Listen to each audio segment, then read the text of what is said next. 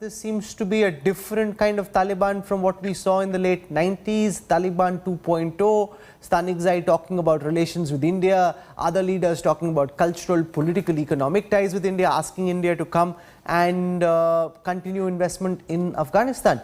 Would you be willing to give Afghanistan a chance under the Taliban regime? Why is it that you believe India still needs to be very, very suspicious?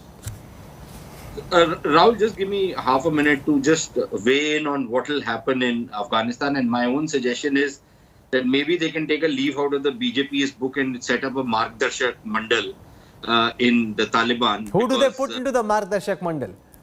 Huh? Who do they put into the Margdarshak Mandal? They can put Mr. Karzai and all of the other people, because I don't see how any of these guys are going to be given any powerful position in the new dispensation, number one. Number two, when they talk about an inclusive government, what do they actually mean by it? Do they mean an ethnic representation?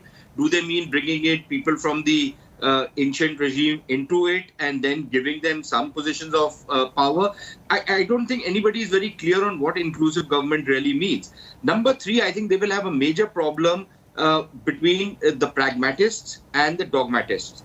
And how do they, walk that razor's edge? I think that will decide how they relate with the rest of the world and how they relate with their own people back home.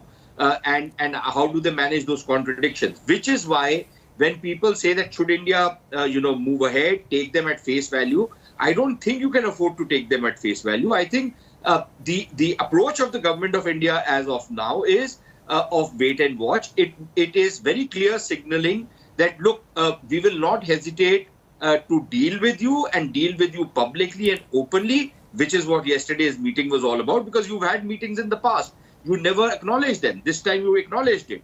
So you are willing to have meetings with them.